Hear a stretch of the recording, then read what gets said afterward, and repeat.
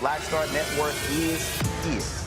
Hold no punches. I'm real revolutionary right now. Support this man, Black Media. He makes sure that our stories are told. Thank you for being the voice of Black America, Roland. Stay black. I love y'all. All momentum we have now, we have to keep this going. The video looks phenomenal. See, there's a difference between Black Star Network and black-owned media and something like CNN. You can't be black-owned media and be scared. It's time to be smart. Bring your eyeballs home. You dig?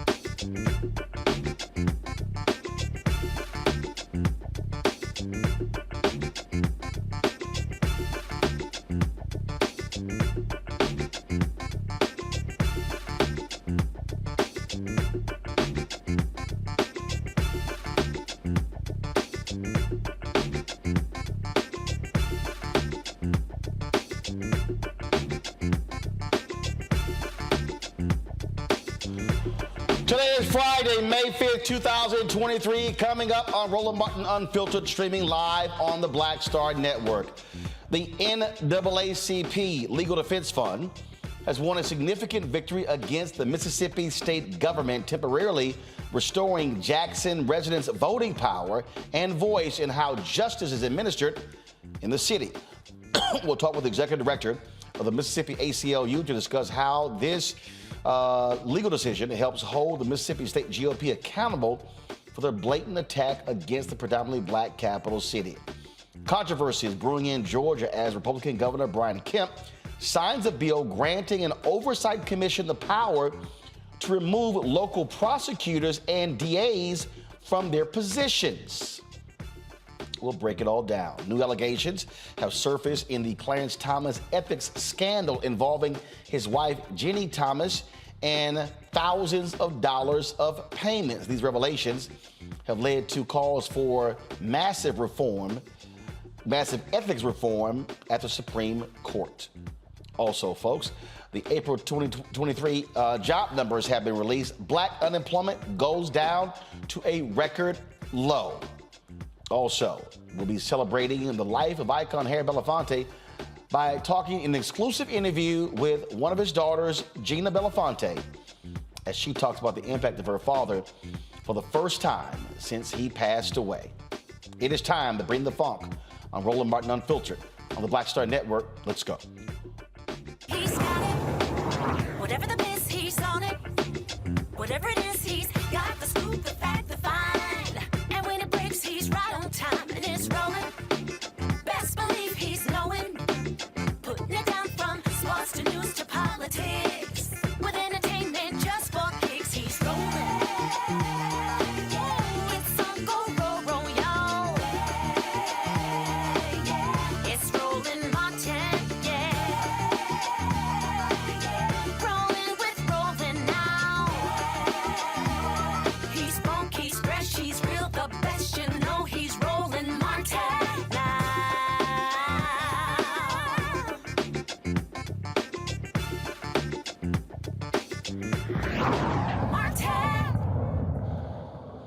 A temporary victory in Jackson, Mississippi, as a Hinds County judge halts the implementation of a section of a controversial bill that would expand law enforcement in the capital city. Chancery Judge Ginni Thomas issued a temporary restraining order on House Bill 1020. The bill would expand the jurisdiction of a state-run Capitol Police in Jackson and create a temporary court within a Capitol Complex Improvement District covering a portion of the city. That area is where most whites live in Jackson. Yep, the restraining order will be in place until Wednesday's motion hearing. That motion was won by the NAACP Legal Defense Fund on yesterday. I attended their Equal Justice Awards dinner last night, and Janae Nelson announced that decision at the dinner. Joining us now is Jarvis Dortch, the Executive Director of the Mississippi ACLU. Jarvis, glad to have you here. Again, for folks who don't understand, Republicans in Mississippi, like we're seeing Republicans in Texas, in Florida, in Georgia, and numerous other states, are using their legislative power, meaning controlling the state legislature, to determine what is happening on the local level.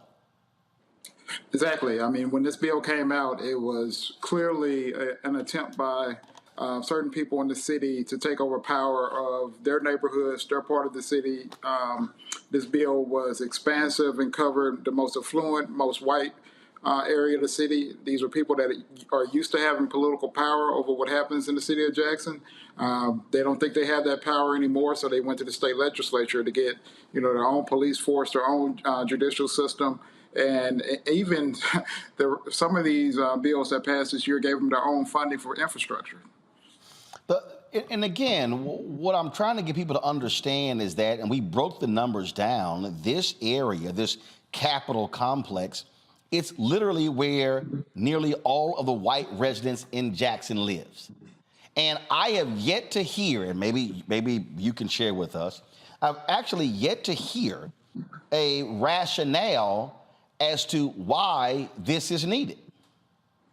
Well, I mean, the rationale they give is crime, and you can cover just about anything by screaming about crime. And we have had an uptick, especially in murders in Jackson. But hold on. I had a state official on about that last week, and I get that. But here's the question that no one seems to answer: has there been an uptick in this area or all of Jackson? Because this doesn't cover all of Jackson. It only covers this Capitol complex. So have they shown any data of the crime in this Capitol complex?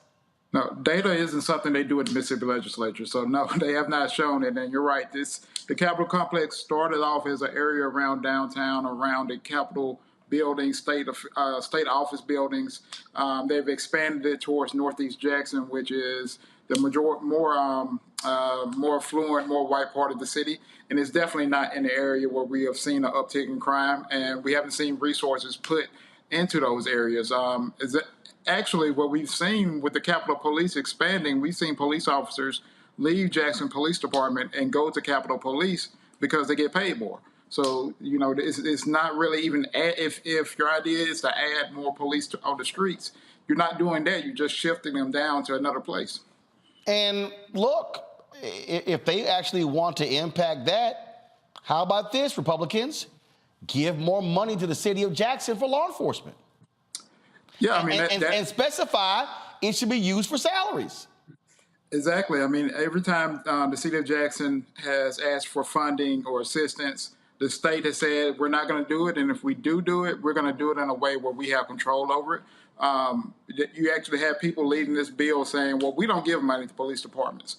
A couple of weeks later, they were giving money to the local police departments, millions of dollars to build police stations in Pascagoula, Mississippi, and other parts of the state. And these are people that were on the floor saying, well, we never do that, as an excuse for doing it this way. But we've seen that with the city of Jackson for decades now, where the legislature is like, we're not going to assist you unless we get to control how the money is spent, and that money is being spent in the most inefficient way. It would be much cheaper for the state to say, we're going to help the city hire more police officers, hire more, be able to increase their infrastructure, improve the pay in the city. Those things would be much cheaper than creating something, from scratch.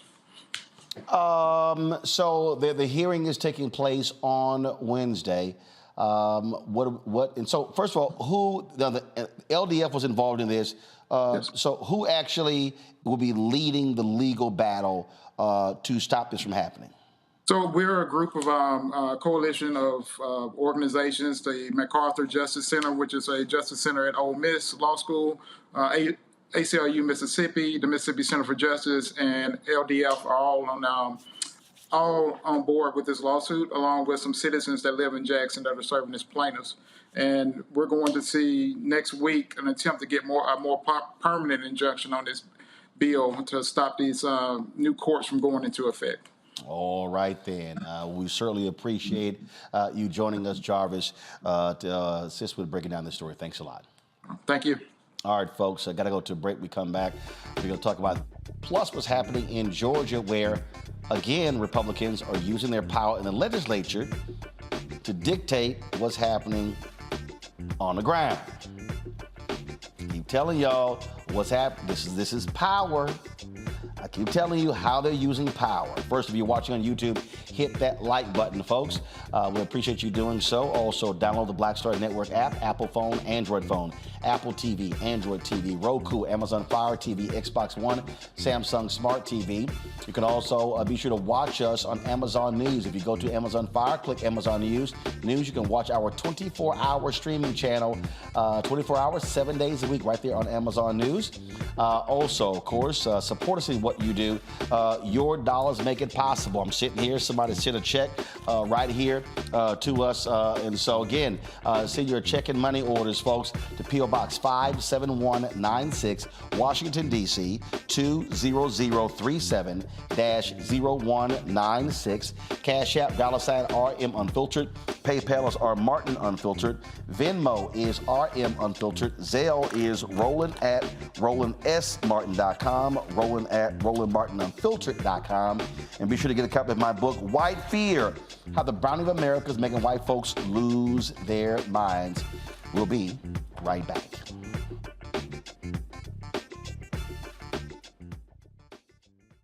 Up next on The Frequency with me, Dee Barnes, our special guest, Alicia Garza, one of the founders of the Black Lives Matter movement. We're going to discuss her new book, The Purpose of Power, How We Come Together When We Fall Apart. We live in a world where we have to navigate, when we say something, people look at us funny, but when a man says the same thing less skillfully than we did, right? Everybody flocks towards what they said, even though it was your idea. Right here on The Frequency on the Black Star Network.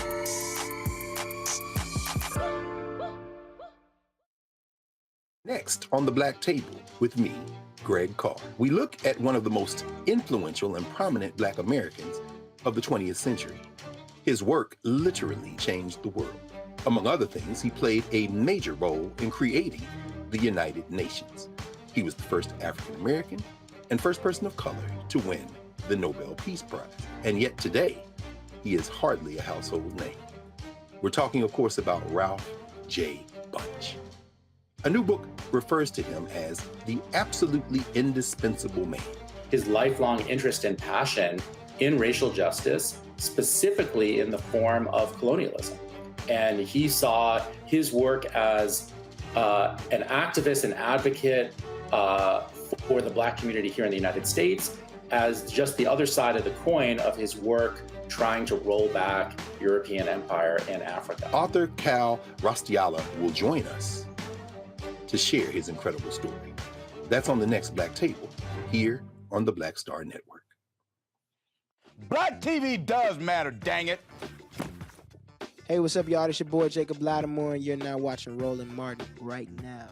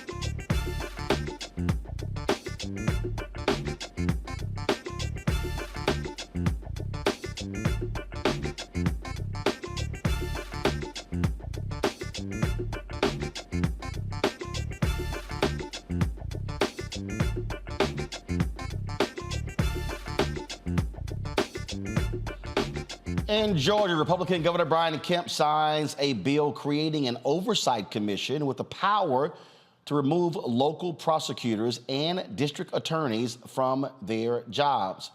Kemp says the measure would create an oversight mechanism to ensure accountability in upholding Constitution and statutory duties. The commission will consist of 8 members. 5 will be responsible for investigating any alleged conduct constituting grounds for discipline. The other 3 will be for an adjudicating arm that issues out the punishment. Critics say this timing is really suspicious, especially with Fulton County District Attorney Fani Willis seriously weighing charges in connection with former President Donald Trump's actions in Georgia after the 2020 election. Democrats are concerned the commissioners will misuse their authority to punish or remove local prosecutors unnecessarily. Let's go to my panel, who joins us today. Matt Manning, civil rights attorney, joining us from Corpus Christi, Texas. We have, of course, Michael Imhotep, host of the African History Network show. Of course, he is joining us from Detroit. And Candace Kelly, she joins us right now, legal analyst from New Jersey. Glad to have all 3 of you here. So let's get right into this here. So when you look at Jackson, what's happening in Mississippi, you look at Georgia, you look at Governor Ron DeSantis in Florida going after prosecutors he doesn't like. Candace, this is absolutely Republicans using their power to silence progressives, using their power to exert control over black elected officials, the black population. It is an absolute abuse of authority by the GOP in numerous places around this country: Georgia, Texas, Florida, Mississippi, you name it. Roland, you're absolutely right. And in fact, we have a violation of power and authority from people who've already spoken. In other words, we have people who've already voted the GAs into office. We have people who've already voted for a certain system in Jackson not to be separated and have their equal rights be violated. So here you have people who have already voted and heard their voices heard, and those voices are being taken away, which is why the NAACP is filing that lawsuit in Jackson. And one thing that we have to remember about the power that is being exerted by the Republicans in Georgia is that they're doing this, as you said, in preparation for the charges that are coming down on Donald Trump. This is something that DEA has been preparing for years. And she is not just preparing for these phone calls. She's preparing for the fake electors. She has been doing this for years. She has trumped up her security. She has death threats. She is all over white supremacist websites. This is someone who is going for the gusto. They know she is coming, and they're using the power, and actually legal power so far, because it has not been protested. They are trying to go through a route that they know Trump has already laid down. He did this already in terms of voting in and making sure that the federal courts were built up with everyone who is a Republican. He's doing the same thing, and so are his political allies, by saying we're going to use the system and the power that we have to work in our favor. But we know that that DA in Georgia is not going anywhere, and that is what they most fear down there in Georgia. Matt, the point that Candace makes is a crucial one. These are democratically elected people. The voters decided who they want to represent them based upon what they said as they were running. And so here you have Republicans who are saying, damn that, we don't care what the voters decided. We are going to be the judge and jury to determine whether they're doing their job. You are so spot on, Roland. And what's especially interesting with this timing is last week, I literally got appointed to represent our local DA in a removal lawsuit where they're lobbying the same kinds of accusations against him. And I used to manage that office under him. And I was appointed by my local county to defend the lawsuit to remove him from office. And politically, that exact conversation is happening here in Corpus Christi as it is across the country.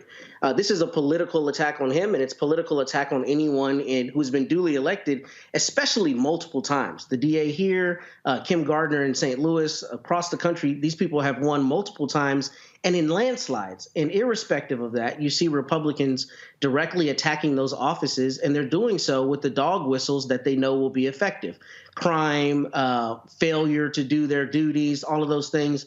And what's especially problematic about that is, at least in Texas and presumably everywhere else, these offices have great latitude, great discretion to do their jobs. Their job is to seek justice, not convictions. So the idea that somebody would be removed because somebody Monday morning quarterbacking, at the State House thinks that they're not getting enough convictions or are too lenient is not how the system works. And I think Candace hit the nail on the head with all of her comments. But one thing I would add to that is that I think that we're really in a constitutional crisis, because what you see is a separation of powers issue where the legislatures across the country are deciding that duly elected public officials should not be able to do their job in a way that they disagree, irrespective of if it's within the bounds of the law and the discretion that they're given. So this is a huge issue, and this is a testament to what we talk about on this show every week, the idea that the Republicans are playing chess, not checkers, and they're looking at every way to exert power,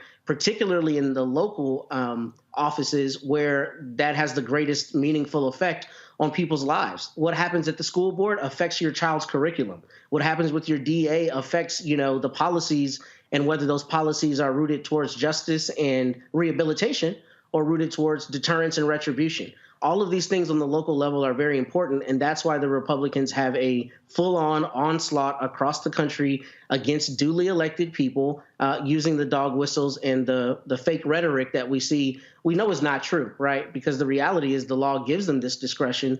But if you know your base is not listening to that and your base is energized by the anger, then it's easy to foment that kind of support that we're seeing in these state houses in Texas and Mississippi, Florida, so on. But Michael, I'll expand this. Matt brought it up in terms of how Republicans are targeting Kim Gardner, the circuit attorney there in St. Louis. They also are trying to take over the St. Louis Police Department, no different than the governor controlling the Kansas City Police Department. For all of these people who love talking about Big Brother, getting rid of big government and local control, it's amazing how they want to meddle in local affairs of locally elected individuals. Yes, Roland, but it's local affairs when it comes to largely African-American elected officials, when it comes to African-American ran and police departments. If we look at, I think it's important to note that both of these states are in the South. Both are former Confederate states also. Okay, I think it's important to note that Mississippi and Georgia.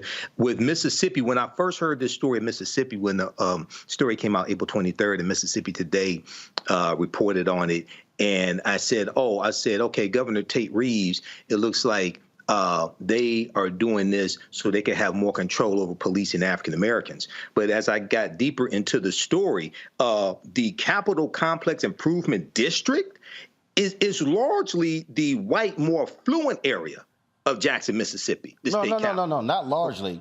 Nearly all whites in Jackson live in the complex. Yeah. So what this sounds like is the white governor, Tate Reeves, through the state legislature, this passed the House and the State House and Senate, they're taking power away from Jackson, Mississippi, led by Chokwe Lumumba, African-American man. And the state government is going to have more control over, it sounds like, protecting white people in Jackson, Mississippi.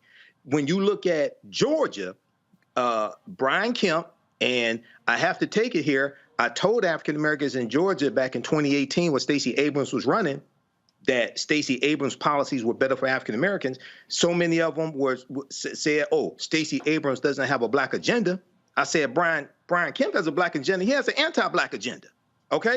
And the anti-black agenda is worse than, quote unquote, not having a black agenda. But you look at this here, it appears that this is designed to take away power for someone like a Fannie Lewis, who is going to prosecute Donald Trump. Again, what we're looking at here is very simple, and that is Republicans not liking any policy or a leader that they don't like.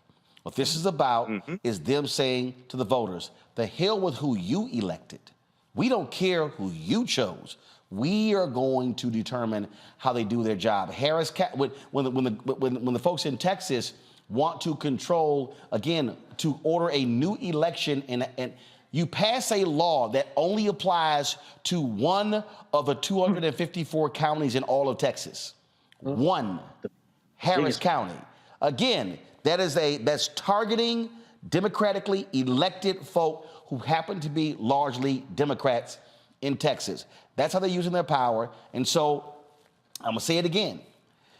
A lot of y'all and some of the people who y'all know, and some of your family members and friends, y'all can listen to these yahoos, these so-called new black media people, folks who don't know jack about politics. Y'all can listen to them talk all day. Y'all can listen to them talk about not voting. Y'all can listen to them try to call somebody a shield, whatever you want to call them.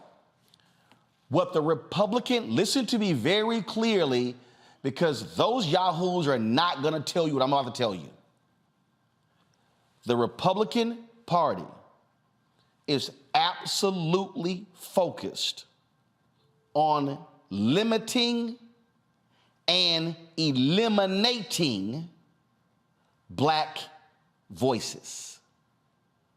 It's fundamentally clear what they are trying to do. When you see the attack on Soros-funded DAs, they do not want to see the sister in Florida, who we had on the other day. They did not want to see Marilyn Mosby. They don't want to see Alvin Bragg. They don't want to see Fannie Willis. They can't stand the white guy Larry Krasner in Philadelphia. They don't like they hate Kim Gardner. They don't like anybody. They hate the white progressive DA in Los Angeles. What I'm trying to get y'all to understand is if you sitting your ass on the sidelines, but you talking about how you want certain policies, how you gonna get them? How are you going to get the policies you claim you want if the very folk who are put in office to give you the policies you want are stopped? When you had Aramis Ayala, elected state prosecutor in Florida, no, I am not going to prosecute death penalty cases. Matt knows this. Any lawyer knows, Candace knows this. The district attorney has the prerogative to determine what direction they're going to go in. This Brian Kemp law, the DA, let me be real clear to everybody listening and watching. The district attorney does not have to pursue the death penalty in cases. They have an option. They don't have to pursue. That's why you have first-degree murder, second-degree murder, third-degree murder, manslaughter 1, manslaughter 2. I mean, you have different variations of murder. It's their judgment. What Republicans are saying is, we don't like your judgment. We are going to judge and decide what you should do. So therefore, if the people work their butts off to go to the polls, to put Fannie Willis in, to put Kim Foxx in, we're going to remove them. And we don't really care what you think. We're going to remove them. DeSantis removed a white prosecutor in Florida. Was it Andrew Weber? I forgot his last name. I think so. He's going after the sister, Monique. Y'all, this is real. And so when you sit out the gubernatorial race, that's how the Ron DeSantis win. When you sit out the gubernatorial race in Georgia, that's how Brian Kemp wins. when 75% of young voters 18 to 30 in Texas don't vote, that's how Greg Abbott gets reelected. And so if you're sitting here now going, well, this is a damn shame, what did you do about it? Mm-hmm. What did you do about the state Supreme Court of North Carolina? Folks, we're laying these things out to you because you need to understand the game plan that they are executing is completely focused on limiting and eliminating black representation unless you are a black Republican. Y'all better recognize, because they're not stopping. They're going full steam ahead. And we had better respond accordingly. You're watching Roland Martin Unfiltered on the Black Star Network. Hatred on the streets, a horrific scene, a white nationalist rally that descended into deadly violence. White people are losing their damn minds.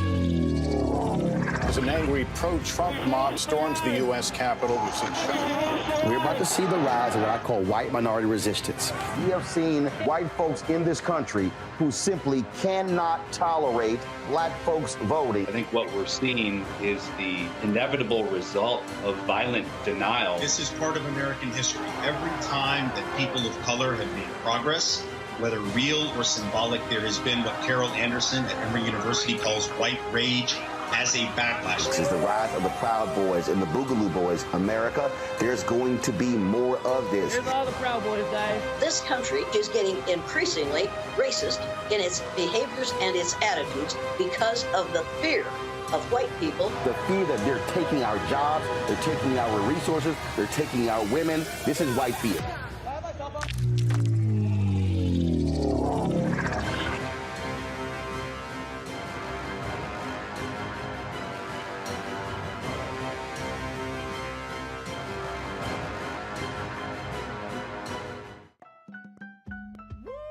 We're all impacted by the culture, whether we know it or not. From politics to music and entertainment, it's a huge part of our lives, and we're going to talk about it every day right here on The Culture with me, Faraji Muhammad, only on the Black Star Network.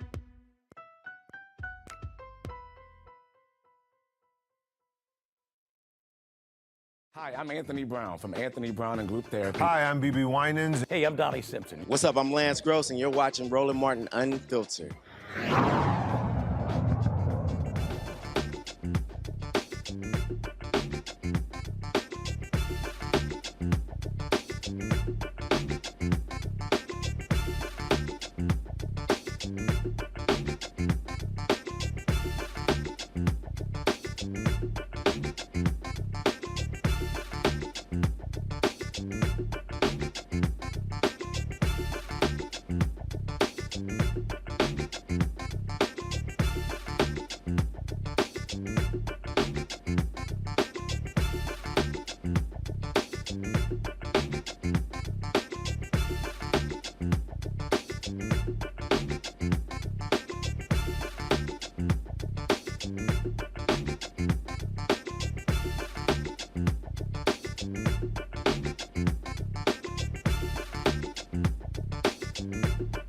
All right, folks, the black unemployment rate in America is now a record low.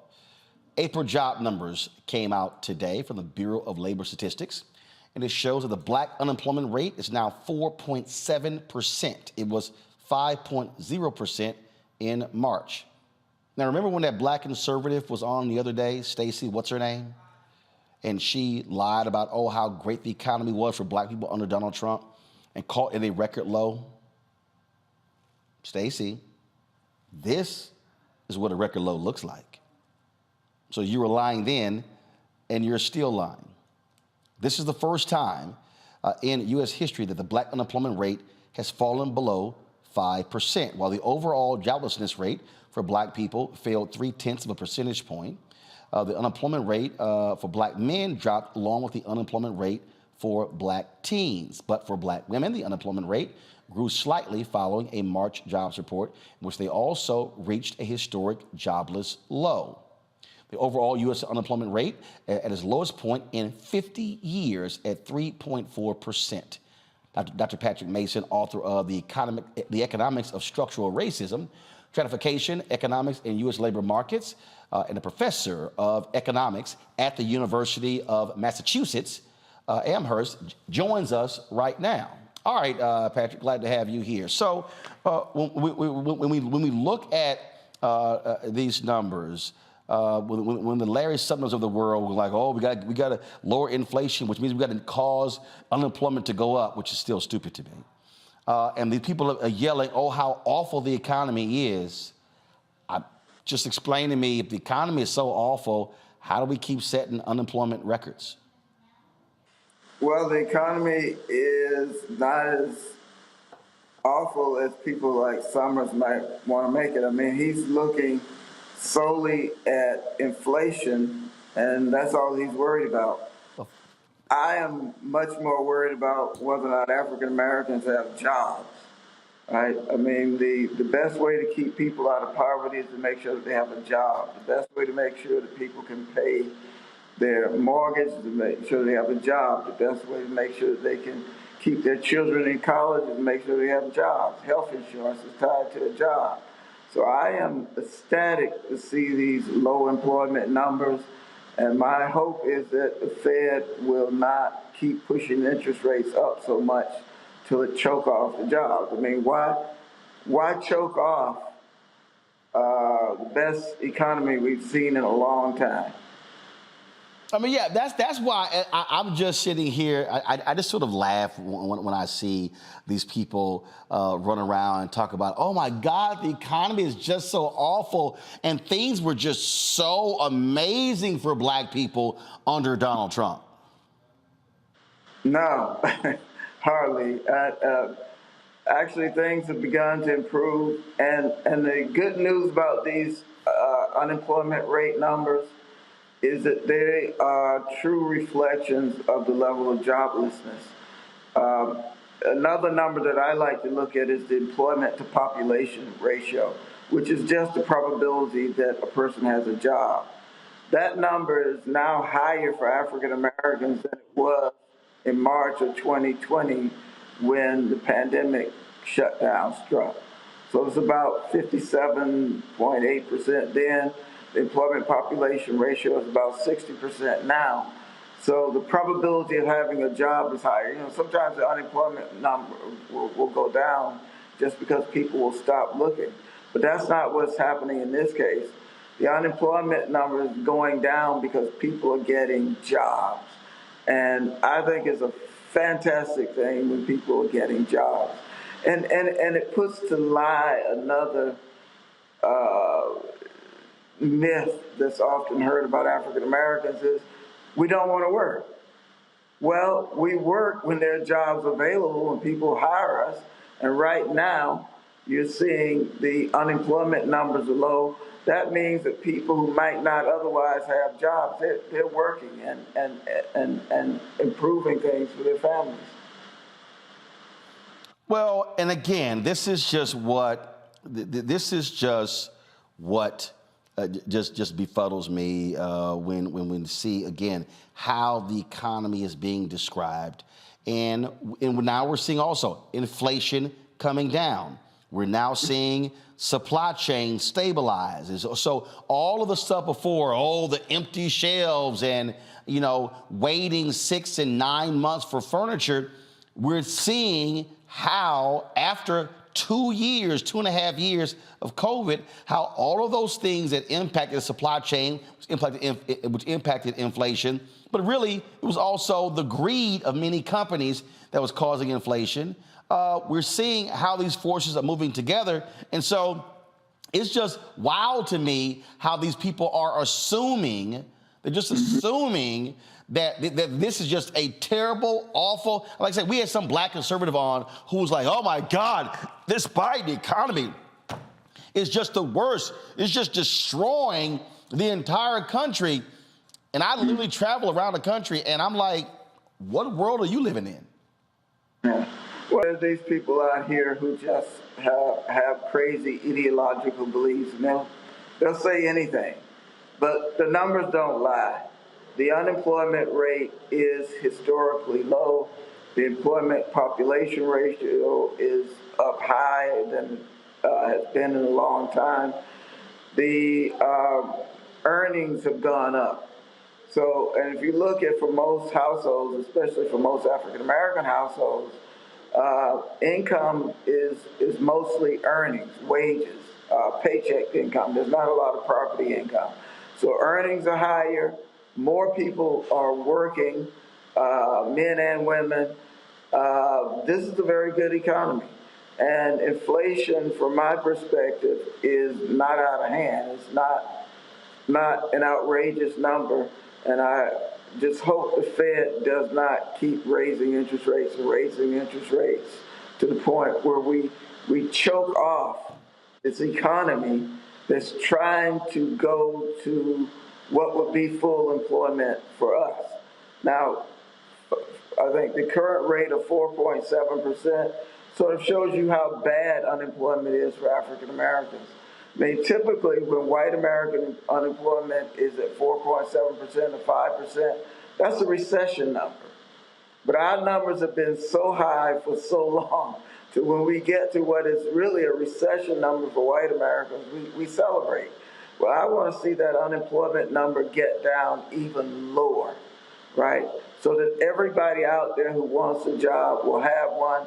And also, the good thing about a low unemployment rate is it gives bargaining power to workers, right? To workers who have a job that isn't paying enough, this low unemployment rate puts them in a position where they can go in and ask for a raise. If they don't get it, they can go somewhere else. Yes, sir. All right. Patrick Mason, we appreciate it again, folks. He is the author of The Economics of Structural Racism and Stratification, Economics in U.S. Labor Markets. We certainly appreciate you joining us. Thank you so very much. All right, folks, got to go pay some bills. We'll be right back. Roland Martin Unfiltered on the Black Star Network.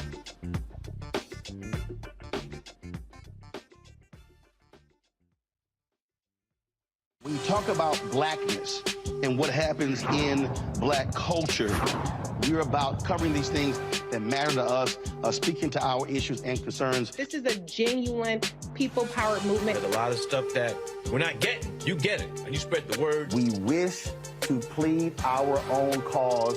Too long have others spoken for us. We cannot tell our own story if we can't pay for it. This is about covering us. Invest in black-owned media. Your dollars matter. We don't have to keep asking them to cover our stuff. So please support us in what we do, folks. We want to hit 2,000 people, $50 this month, raise $100,000. We're behind $100,000, so we want to hit that. Y'all money makes this possible.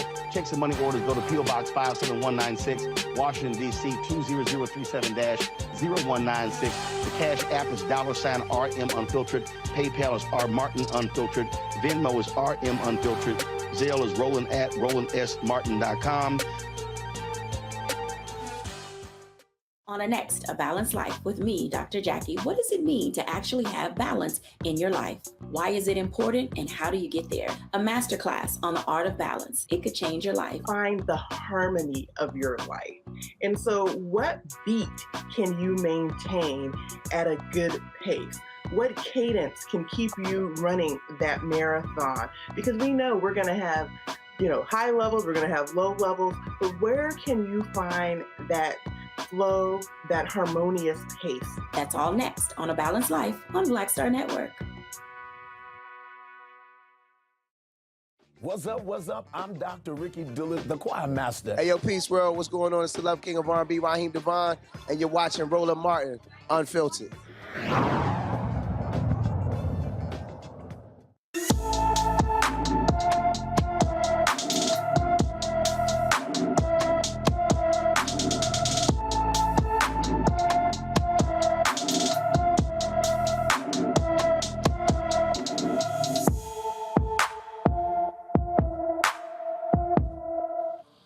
Kalia Gilchrist left her Brandon, Florida home on April 19th. The 13-year-old is 5 feet 3 inches tall, weighs 102 pounds, with black hair and black eyes. Anyone with information about Kalia Gilchrist is urged to call the Hillsborough County, Florida Sheriff's Office, 813-247-8200, 813-247-8200. Folks, in a stunning turn of events, St. Louis, Missouri's Circuit Attorney Kim Gardner resigned from her position amid allegations of negligence. Gardner faced intense scrutiny in recent months, with Republican leaders in the legislature, including Attorney General Andrew Bailey, calling for her ouster. Bailey launched a legal effort to remove Gardner from office in February, citing too many cases, including homicides, going unpunished under her watch.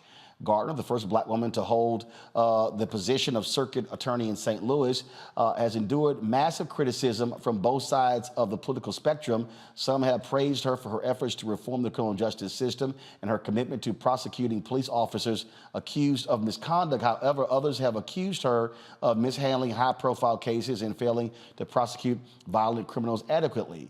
Her resignation will be effective June 1st. No word on who will replace her. Matt, I'm going to start with you. We've interviewed her several times on this show. I mean, they have been going after her from day one. Yeah, they have. They weren't happy at all about her being elected. And what you see with prosecutors that, you know, the powers that be, if you will, don't want to get elected is they start out never giving them the benefit of the doubt, not allowing the policies to work, picking apart every little data point that they can to show that they're either ineffective or incompetent. And that's what's happened with Kim. And it's especially the truth when you have somebody like Kim, who is internally very strong and is not going to cower and is not going to back down, irrespective of whoever is opposing her. So, you know, that didn't help her in terms of necessarily making friends, but this is precisely the kind of politician that you should want, a person who says what they're going to do and then does what they said they were going to do. And that's been the problem is, you know, there are people who cannot deal with her strength, I think, realistically. Now, I think there are some objective questions about the office and whether it's working the way it should be. As you said, both sides of the aisle have had criticisms, but that's inherent in a job like this, particularly one where a prosecutor is given a lot of latitude to make the decisions that she thinks are appropriate.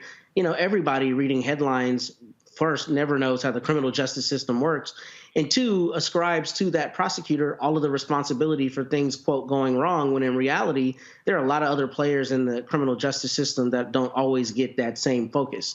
So it's unfortunate what we're seeing with Kim, and I hate to see that she resigned, but I do appreciate, you know, the strength and the fortitude that she had, even in indicting the governor. I mean, I know those charges were ultimately dropped, but that takes a great deal of courage to say, we think we have the evidence on a person that's powerful and we're going to bring an indictment. And, you know, I'm just glad that she served the citizens the way she did. And the final point I'll make is I do like that this is really a sacrificial move. My understanding is she brokered a deal that she would actually resign so that the people of the city of St. Louis might still have the opportunity to popularly elect their DA. I understand she's embattled, but that's a really important part that cannot go unstated here, that she's resigning so that the people still have the opportunity to choose their prosecutor. And that should be the most important part here, because it's the people who determine who's in that office, not other representatives who want to make their names on the political headlines, including this attorney general who seems to be trying to steal every headline he can anytime something comes up.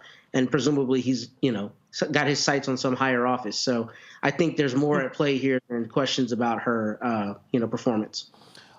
Candace, we had her on a couple of months ago talking about this very issue with the Attorney General.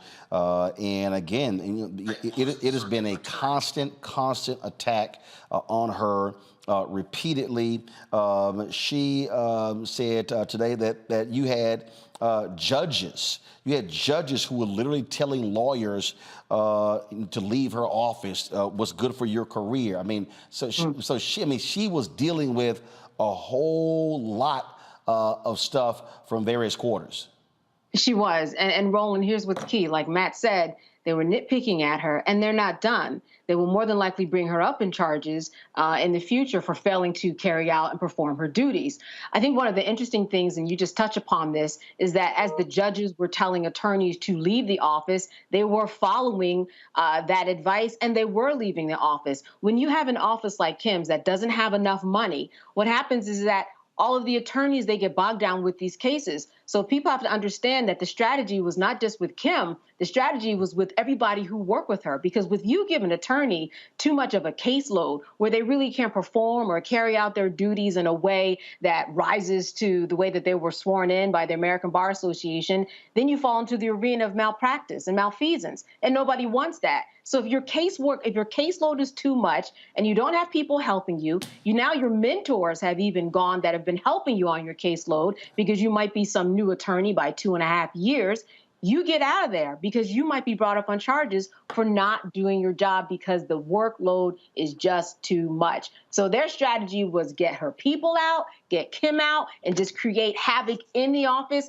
And that's exactly what they did. Michael, Sheik also complained that they were essentially defunding her office, making it difficult for her to actually hire other people as well. And she said that's what was going on. And so she's like, it just happened over and over and over again. Yeah, Roland, you know, I remember under the Trump administration, St. Louis Circuit Attorney Kim Gardner was attacked basically by Attorney General William Barr. So Republicans have been after her, as they have been many other progressive DAs, especially African-American female progressive DAs as well. And when they are trying to utilize the law that is perceived as being fair, somewhat fair to African Americans, and not trying to over prosecute for low-level offenses and things of this nature, you get this huge backlash, especially at the state level, largely controlled by white people, and here you're controlled by white Republicans. So the recurring theme through these few segments, Roland, has been power. When it comes to politics, understanding power and how to utilize power to vote the people in the office to bring into existence the policies that we want. This is the interview. We have to remain vigilant on this. This is the interview when she was on our show 2 months ago. This is something that's, to me, is shocking, but at the same time, we know what it is. This is a politically motivated attack by the unelected Attorney General and the actual governor who from day one since he's been in office has tried to take my duties as the elected prosecutor in the city of St. Louis. So, first of all, what authority does he have to, quote, fire you? You're elected. Well, that's the problem. You know, right now in Missouri, we're participating with. So, again, if y'all want to see the interview we did with Kim Gardner, it's on our YouTube channel. I was trying to show you right there. You heard some of that. Again, 5 days ago, she was saying, Matt, she wasn't going to resign. But clearly, things had simply gotten out of hand there, and she was literally left with no choice. I just sent her a text, and so hopefully she'll be joining us. In fact, she actually just hit me back. And this is what she just texted me. Is to keep, to what you said, Matt, is to keep the ability for the people to be able to elect the circuit attorney and local police control. The Republicans have a supermajority in the House and the Senate, and they had the votes. We currently do not elect our judges. The governor appoints them, and we would never be able to elect our circuit attorney. And so she, of course, submitted that letter of resignation as well. Matt, go ahead. Well, here's the problem with that, Roland. As I was reading about that, I was concerned. I mean, I don't know how you can actually enforce that deal. So, I mean, I like it. I like the spirit of it, and I'm a supporter of Kim Gardner. I think we need more Kim Gardners leading us around the country with the fortitude that Kim has always shown. But the problem is, if they do have a Republican supermajority, I don't know how she can prevent, via her resignation, them just implementing the same plan they were trying to implement. And that's what concerns me. I appreciate her sacrifice here, but I don't know if it's something that will be enforceable. And that's what concerns me. And the thing about this that is so disingenuous and so dishonest is these Republicans are the same people who sit in DA's offices and say that their daughter Muffy just had a lapse in judgment and she should get the leniency that they don't like if some kid across town who lives in the part of town they don't care about has the same offense, he should have the book thrown at him. And that's what disgusts me about this, because these are the same people who will find a way to one-off any kind of, criminal offense or accusation if it's advantageous to them. But if it's, us, we're mongrelized, right, and made to seem as criminals. Case in point, Ken Paxton has been under indictment under Texas law for 7 years. 7 years for securities fraud. He hasn't been prosecuted a day in his life. But if you pick up a simple offense down the road and the case gets dismissed, now the DA is not doing his or her work, and it's a shell game, and it's all a sham.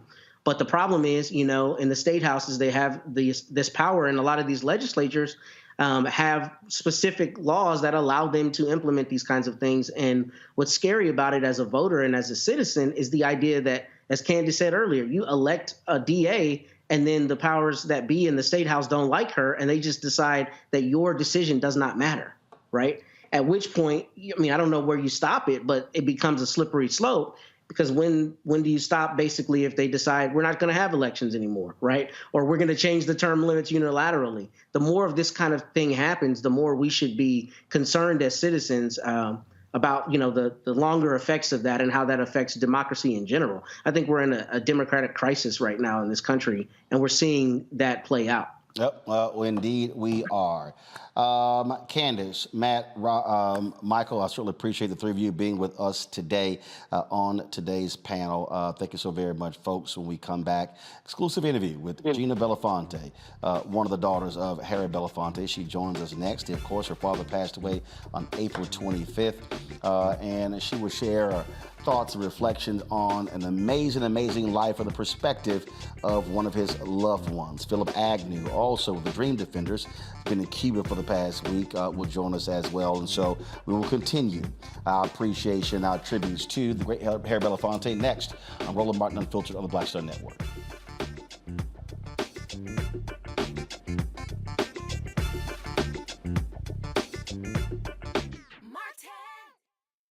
When you talk about blackness and what happens in black culture, we're about covering these things that matter to us, speaking to our issues and concerns. This is a genuine people-powered movement. There's a lot of stuff that we're not getting. You get it, and you spread the word. We wish to plead our own cause. Too long have others spoken for us. We cannot tell our own story if we can't pay for it. This is about covering us. Invest in black-owned media. Your dollars matter. We don't have to keep asking them to cover our stuff. So please support us in what we do, folks. We want to hit 2,000 people, $50 this month, raise $100,000. We're behind 100,000, so we want to hit that. Y'all money makes this possible.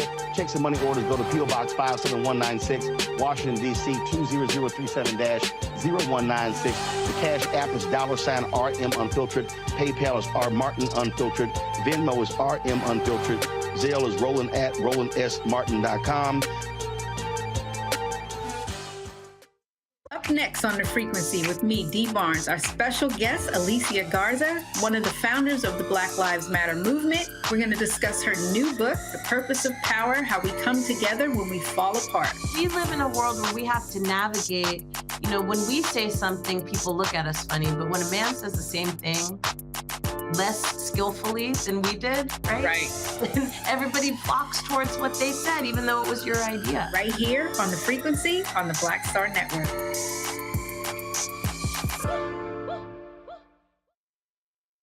But he's found a way to do it, and he's inspired like generation after generation after generation, to continue in his footsteps. He also challenges artists. Yes, he does.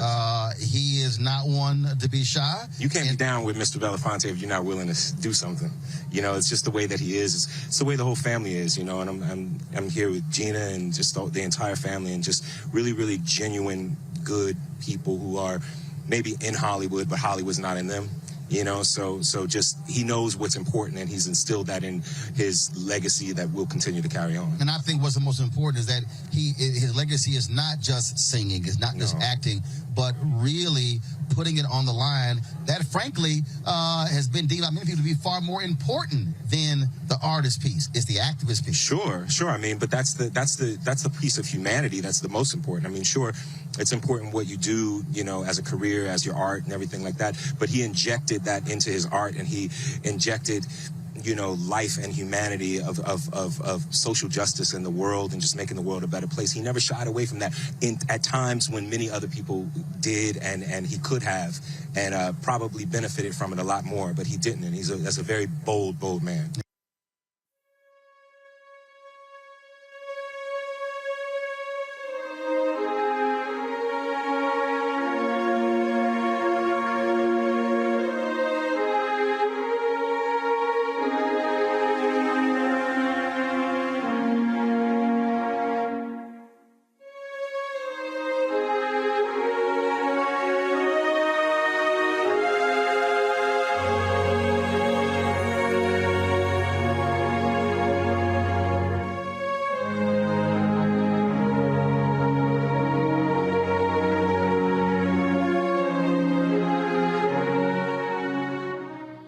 It was April 25th when the world found out that Harry Belafonte passed away at the age of 96 at his home in New York City. It was 4 years ago when he retired from public life, and he, of course, led an amazing life. Interviewed him numerous times, talked to him, and he was just engaged in so many different areas all across this country and across this world. Very few people knew him as well as my next guest, Gina Belafonte, one of the daughters of Harry Belafonte, of course, co-founder with him with Sankofa. She joins us right now. Gina, glad to have you here on the show. Certainly our condolences to you and the Belafonte family with the loss of truly a true giant. For us, he was an artist, he was a singer, he was an actor, he was an activist. But for you, he was dad. Yes, he was. Thank you so much for having me today. If you hear any other little background noises, I have some dogs, so just ignore them. It's all good. Thank you for having me, and thank you so much for spending so much of your precious airtime on celebrating him and his life and his legacy and all the amazing work and art that he was able to create while he was with us. Well, we were, of course, in New York last year for his 95th birthday. So many people came out for that celebration. He wasn't there physically, but was watching the stream as well. It really was a great celebration that you and others put together. Just take us through the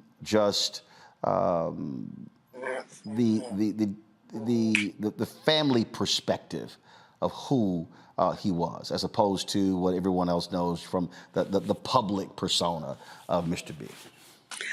Well, I mean, all of us, his children at least, we all have different relationships with him.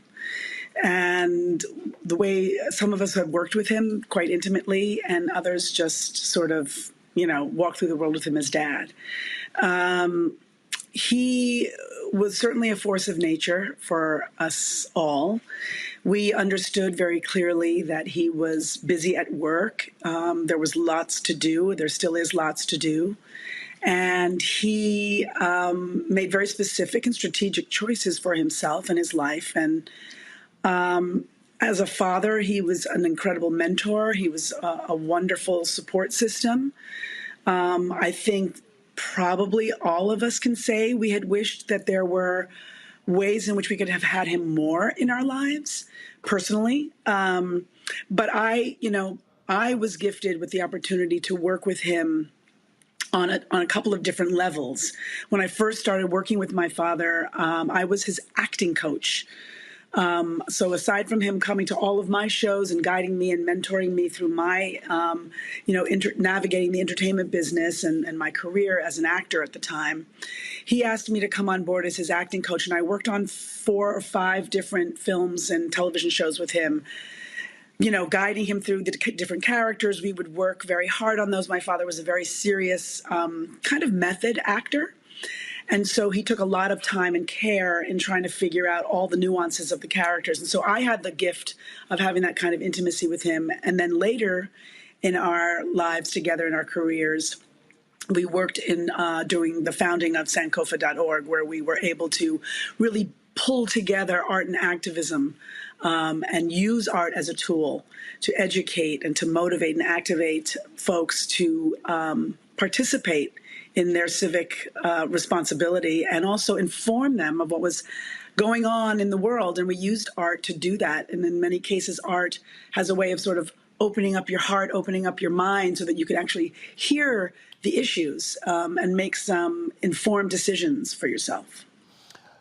It has to be, though, difficult when, and this is not just for you and your 3 siblings, it's the case for the children of entertainers and other public figures, to have to share your dad with the world. The number of people who he called, who called upon him. He was, before he retired from public life, was extremely busy traveling, doing those different things, was always doing something, engaged in something, working on different projects. That's, I mean, look, I mean, we all would love to, as you say, spend more time and do more with our parents, but you literally had to share him with the world. Right. Well, depending on, what your belief is, mine is that I somehow, came into the world with that contract. It might not have been a conscious understanding as a child growing up, but as an adult, I have done a lot of work in my own journey as a human being on this planet, to understand that, there are a lot of people that needed him. There are a lot of people that needed him so that they could be validated.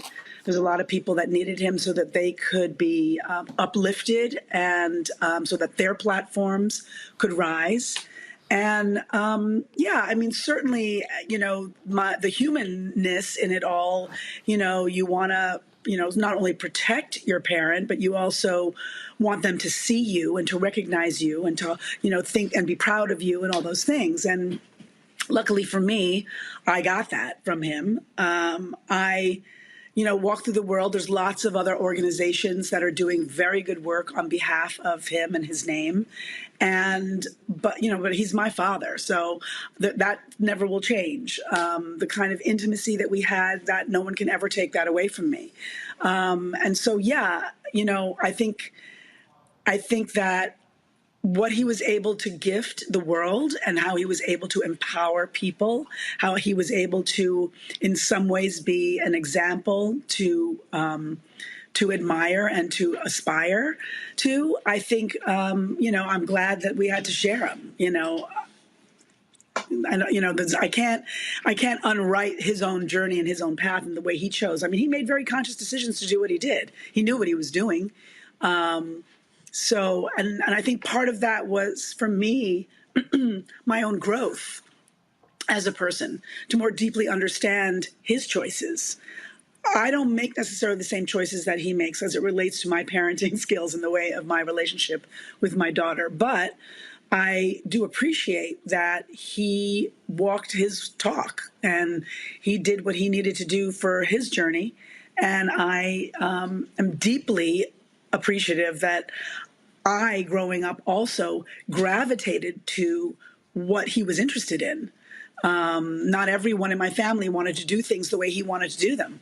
I personally really dug the way he did the things that he did. I liked the way he had a strategy around something. I liked the way in which he chose what he wanted to do and what he didn't want to do. It's interesting because I came to my father many times with many different ideas and things that he just shot down. And I mean, it could have ruined me, but instead what it did is it reinforced in me that there must be a better idea inside. And with all the things that he shot down, there were more than double the things that he said, yes, let's do that. That makes sense. That's exciting. So he's instilled in me a way to look at walking through the world in a strategic and very intentional way. And I'm grateful for that. Got to go to a break. We come back. We'll continue our conversation with Gina Belafonte. With celebrating the life and legacy of her father, Harry Belafonte, folks. YouTube folks, be sure to hit that like button. Also, be sure to download our Black Star Network app. Apple phone, Android phone, Apple TV, Android TV, Roku, Amazon Fire TV, Xbox One, Samsung Smart TV. If you want to see the other tributes that we have paid to Mr. B, you can always catch that. As well on the Black Star Network app. And then, of course, you can also support our work in what we do by joining our Bring the Funk fan club. Checking money orders, P.O. Box 57196, Washington, D.C. 20037-0196. Cash App, $RM Unfiltered. PayPal, R Martin Unfiltered. Venmo is RM Unfiltered. Zelle, Roland at RolandSMartin.com. Roland at RolandMartinUnfiltered.com. We'll be right back.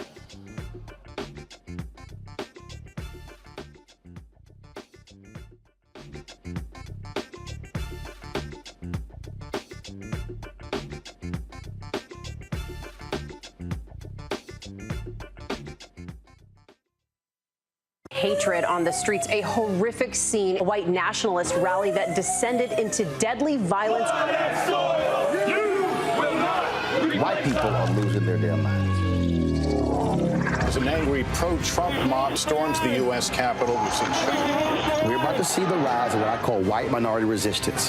We have seen white folks in this country who simply cannot tolerate black folks voting. I think what we're seeing is the inevitable result of violent denial. This is part of American history. Every time that people of color have made progress, whether real or symbolic, there has been what Carol Anderson at Emory University calls white rage as a backlash. This is the rise of the Proud Boys and the Boogaloo Boys. America, there's going to be more of this. Here's all the Proud Boys, guys. This country is getting increasingly racist in its behaviors and its attitudes because of the fear of white people. The fear that they're taking our jobs, they're taking our resources, they're taking our women. This is white fear.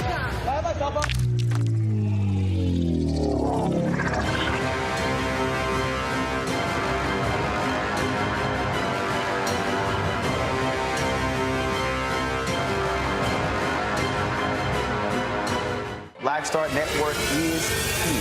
Oh, no punch! I'm real revolutionary right now. Thank you for being the voice of Black America. All momentum we have now, we have to keep this going. The video looks phenomenal. See, this difference between Black Star Network and black-owned media and something like CNN. You can't be black-owned media and be scared. It's time to be smart. Bring your eyeballs home. You dig?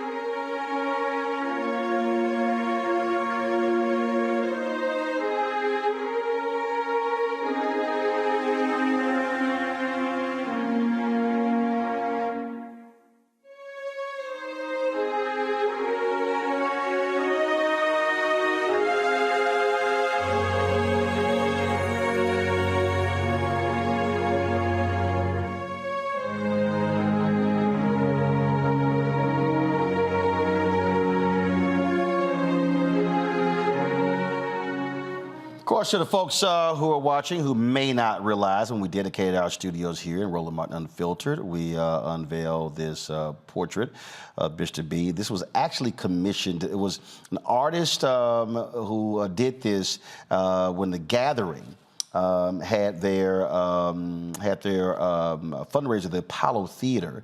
I think it was in 2017, I think. Maybe it was earlier. I actually emceed that event, and so I remembered it and had it commissioned for our office. And Gina was interested. I called him when we unveiled it and did not realize it was actually, when I called him, it was actually the same, I believe, the night when Sidney Poitier passed away. Because the news came out the next day. And obviously, thought tremendously about, a great deal about your father and what he did, because he truly was, as you said before we went to the break, somebody who did what he said. Yes, he did. Absolutely, he did. He was not afraid to, make his point clear. But, one thing that he really also was, I think, especially as it related to the movement in particular, and also in his artistry, he was a good listener.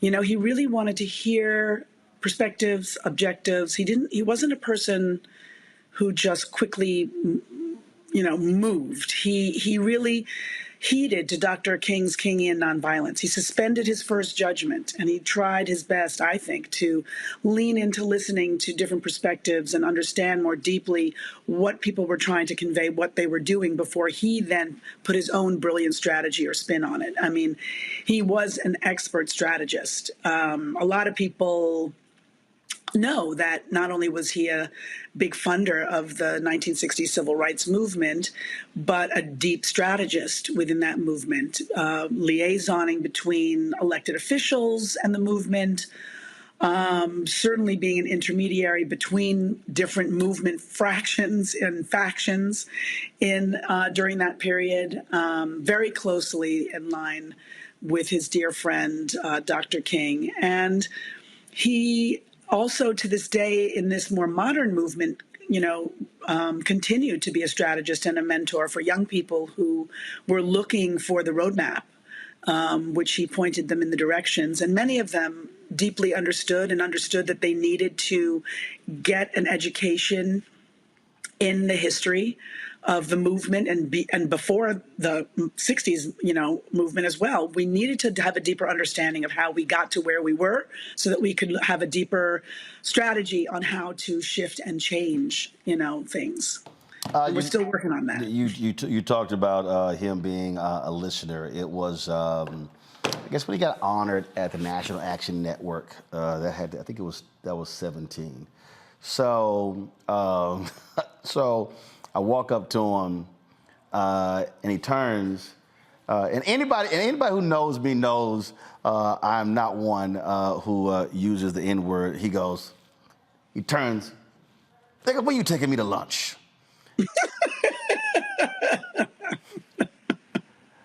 I looked at him and I went,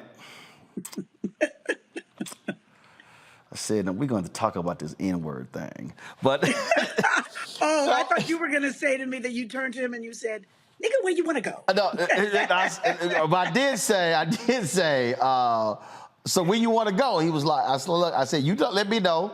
So we worked the date. I got on the train. We came to New York. We settled on Ruth Chris Steakhouse in Manhattan. Nice. And so we're sitting there, and he was working on a book, and we're talking, and I want to listen to him. He's like, "No, I want to listen to you."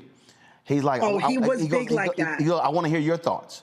Yeah, no, he was not a person who just wanted to run his mouth. He wanted to really. And I said, "No, I want to hear." He said, "No, I want to hear what you think." He said, "So I got some questions for you, and I want to hear what you think about all these things." And I'm like, "I'm not trying to say that. I want to hear what you." So we like going back and forth. I'm like, "Okay, fine, ask your question." Yeah, I mean, he was interested in what other people thought and what their perspectives were, and he wanted to see if there was a way in which he could support not only what they were doing, but maybe offer them a different strategy or a different way to look at, whatever it is that they were trying to accomplish. He was so fond of you, Roland. He really believed in your platform, your work. He believed in the way in which you wanted to be unapologetically Black in the space and really give us a platform where we can be who we truly are and speak the way we speak and say what's on our hearts. And that is something that I hope you know. He was very, very, very fond of you and really appreciated you. Probably one of the funniest things, so he calls me. So this is before the Many Rivers Festival. So he calls me, and so he's trying to drive attention for the event. And so phone rings, and it was always hilarious because he always blocked his number. So it was like no caller ID. So I was like, "Oh, who the hell?" So I answer, "Hey, this is Roland Martin. Hello." I was like, "Mr. B, how do you know it's me?" I said, "Who the hell else sounds like this?" I said, "Ain't nobody else sound like this." And he just busts out laughing. He just cracks up laughing. And that was the thing that people, I don't think, again, people would see him speak and they would just do all this, but had no idea he had an absolute ridiculous sense of humor. Yes, he did. He did. He liked to tell jokes. He liked to definitely uplift people and make people laugh. And he was a very, very, very funny and very witty person. And thank goodness, because he was so articulate about the issues and about his conviction of them and his conviction of what it was that he wanted to accomplish. So he was very funny and always, found a way in which to, have his humor come through. And he absolutely understood in terms of when the race is finished. What I mean by that is when he made that phone call, so we come to New York and we sit down and do the interview. And when the interview was over, we're sitting there and or maybe it was before they were setting up. That was after. It was after. And we're talking. He said that he had just gotten over a bout with pneumonia. He said, I almost canceled this interview. And he was talking and I saw at a former producer who was talking about that at this discussion he was talking about death. No, he wasn't. He was not talking about what he was talking to me, because first of all I'm like, he was talking to me. He wasn't talking to anybody else. He said, this may be my last interview of this type, and he was preparing the withdrawal from public life. Sure. And he was, and we talked about the different things that he was working on. And in fact, 2 years later, when I went to the XQ America event in New York, they actually played this video. And I reached out to them, because I remember watching it then and was just blown away by it. But also what he had to say about what he did in his life, but even in that, the call to action. I want to play that and then talk to you on the flip side. Y'all go ahead and play it. I'm very sorry that I'm not able to be with you in person. This, as a matter of fact, may be my last hurrah. But I want to welcome all of you here to tell you that I think everything I've done with my life, all that I've tried to do with the many people I've encountered, from Paul Robeson to Dr. King, to Nelson Mandela and others, I've walked my journey, and I don't think that there's much more left for me to say. If you happen to catch me on the street with a camera, or you happen to catch me in some public place, then I'm going to be sure I don't do anything that will embarrass anyone. But I do think that I've made the last walk. I think I've done my turn. And I just want to get out here and observe the universe that I am leaving behind, with a sense of satisfaction that I've done all I could do and wanted to do and was able to do. And now it's time for those who have inherited the history of the civil rights movement, the history of the struggle. It's now your turn to get out there and bring a rewarding closure to this endless struggle for equality in this place that calls America the land of the free. I've often reflected on that statement, the land of the free. Free to do what? Free to be what? Free to say what? It's not been that free for many of us, but before this is all over, it will be. And a lot of that is dependent on where you take it. Thank you. That was playing. It was just stunning to watch it because he said, "I've done all I could do and I want to do, and now it's your turn." Yeah, I think that, different people age differently.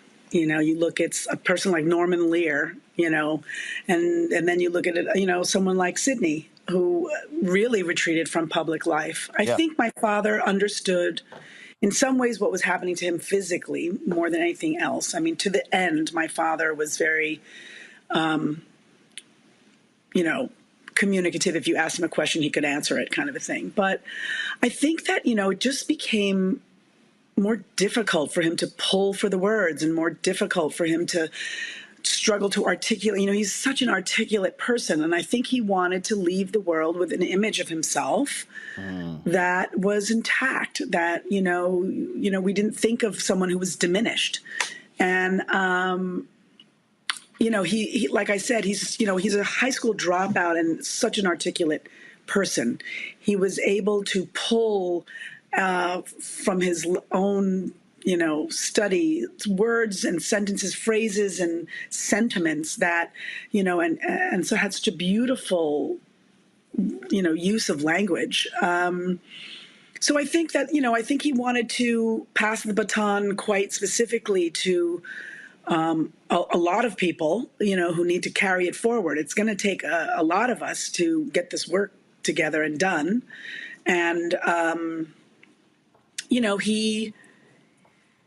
he did all that he could do. I mean, at that point in his life, what more could we draw from him that he hadn't already put forward for us to carry forward? It's interesting because I think he also understood that in some ways, whatever new models or approaches we might come up with moving forward, they were not things that were at his own imagination or disposal. He was a craftsman for much of the architecture alongside some of the most brilliant minds of the civil rights movement. And he learned from his peers. He learned from Dr. King. He learned from Fannie Lou Hamer. He learned from Bayard Rustin. He learned a lot from all those people and did his best to take their legacies and continue to move it forward and instill it in all of us, and challenged all of us to learn and understand the deeper truths of all of them. And I think that, he was speaking his absolute truth, that, it's time, and it has been time for some time, for us to, carry the mantle forward and trust in each other and really do the work. Hold tight 1 second. Got to go to a break. When we come back, we'll continue our conversation with Gina Belafonte, one of the children of Harry Belafonte. Of course, the actor, singer, activist, humanitarian, philanthropist, you name it. He had lots of titles, a true Renaissance man who passed away April 25th at the age of 96. You're watching this continuing tribute to him on Roland Martin Unfiltered on the Black Star Network.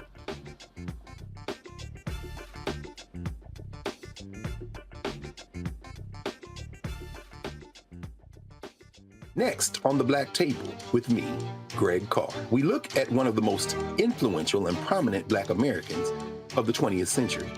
His work literally changed the world. Among other things, he played a major role in creating the United Nations. He was the first African American and first person of color to win the Nobel Peace Prize. And yet today, he is hardly a household name. We're talking, of course, about Ralph J. Bunche. A new book refers to him as the absolutely indispensable man. His lifelong interest and passion in racial justice, specifically in the form of colonialism. And he saw his work as an activist and advocate for the Black community here in the United States as just the other side of the coin of his work trying to roll back European empire in Africa. Author Cal Rostiala will join us to share his incredible story. That's on the next Black Table, here on the Black Star Network. Up next on The Frequency with me, Dee Barnes, our special guest, Alicia Garza, one of the founders of the Black Lives Matter movement. We're going to discuss her new book, The Purpose of Power, How We Come Together When We Fall Apart. We live in a world where we have to navigate, when we say something, people look at us funny, but when a man says the same thing less skillfully than we did, right? Everybody flocks towards what they said, even though it was your idea. Right here on The Frequency on the Black Star Network.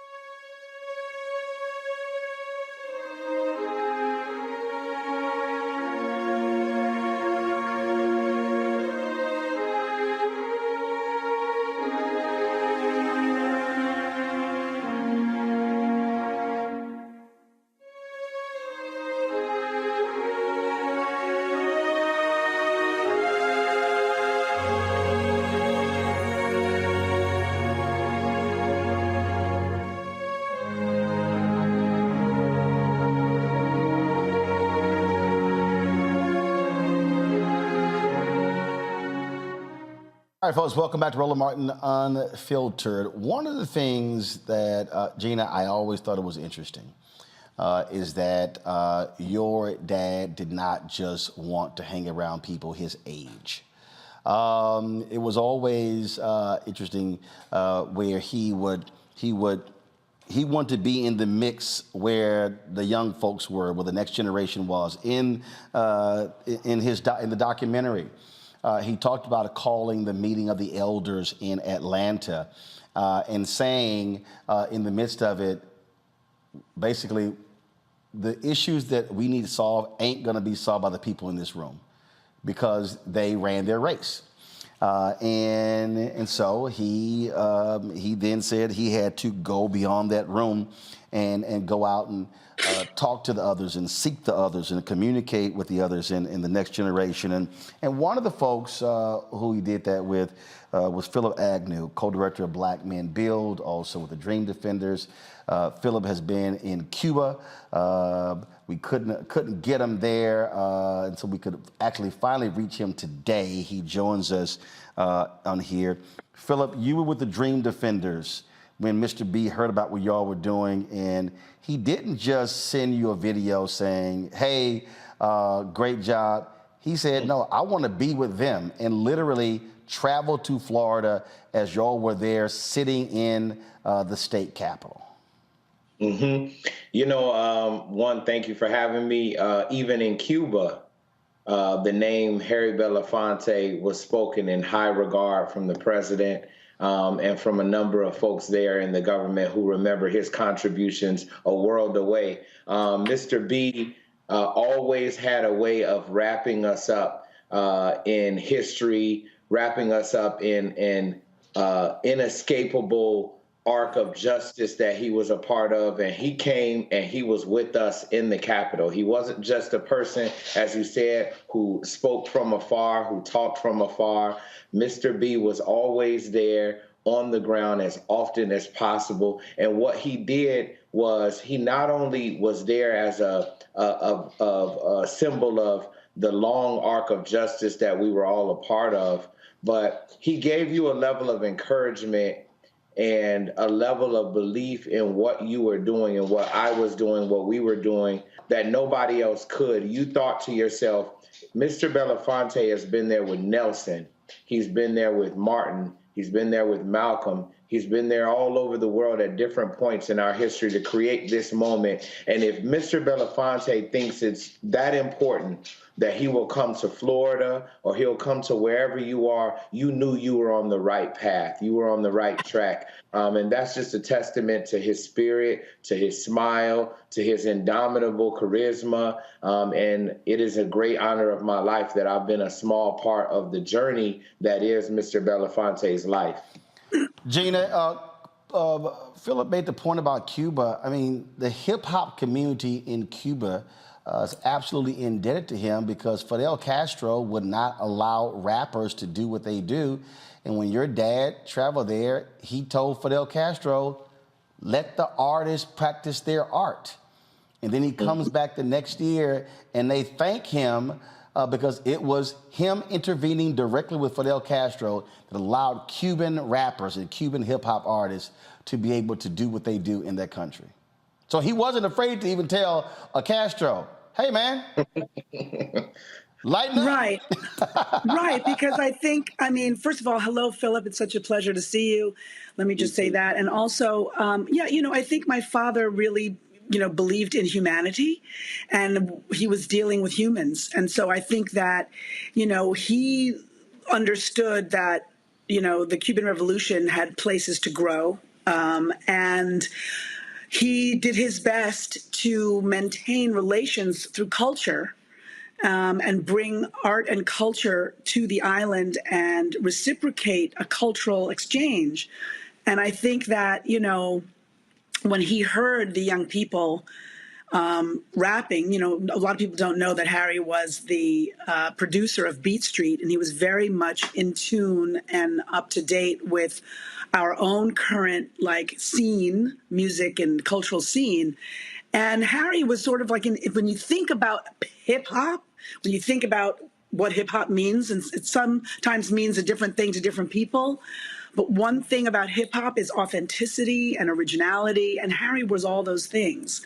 And so he understood the importance of how culture needed to not be suppressed, and that he wanted to ensure that young people everywhere had an opportunity to express their identity and express themselves. And so, he told Fidel that there were some young artists that he came in contact with that had no place to cultivate their craft and really work on their craft, and that it is important, especially if you want to, as he always used to say to us, win them to your cause.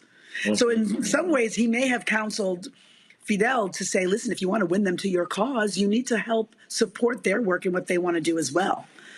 So I don't know the exact things that he said to him, but I know, because I also have been to Cuba, and when you say that name, Belafonte, there are a lot of young people and artists who say, oh, he was so instrumental in giving us our own, liberation within the confines of our movement here. And yes, he was not afraid.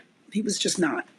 Philip, that just for folks, again, what was the like when he literally shows up? And I remember, and other media outlets started doing interviews. They were kind of like, what is this old black man doing here with all these young kids? Because the Dream Defenders really became nationally prominent in the wake of the death of Trayvon Martin, the murder of Trayvon Martin. But for you, this young whippersnapper down there making all this noise, and to see this figure come there to stand with y'all had to be quite surreal. Absolutely. Once again, you as a young person in the movement, what I recall was always feelings of unsurety, uncertainty. Yeah, we had the youthful exuberance. Yeah, we knew we were doing what was right and we were standing up for what was right. But consistently, the doubt creeps in. Are we in the right moment? Are we doing the right thing? Are we making our folks proud? Do we know what's going to come next? Mr. Belafonte coming there quieted all doubt internally, that we were in the right moment, that we were the right people for the moment, that no matter what happened next, that this moment was ours, and that once again, we were a part of a long trajectory of freedom fighters the world over. And it's interesting, you said... So he did what Gina said earlier. He validated y'all work or gave you the stamp of approval. He gave you the Harry Belafonte seal of approval. Yes.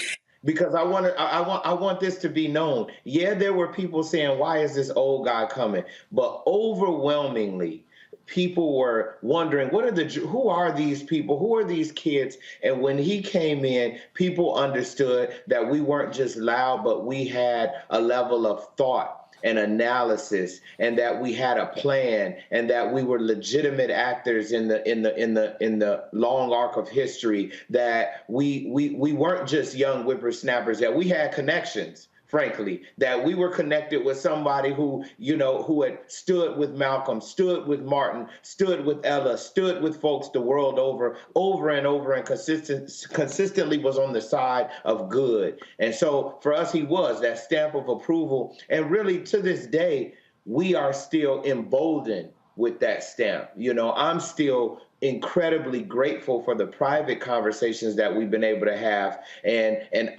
will carry those with me for the rest of my life. And it was that public standing alongside us that burnished our reputation and allowed us to continue to do our work.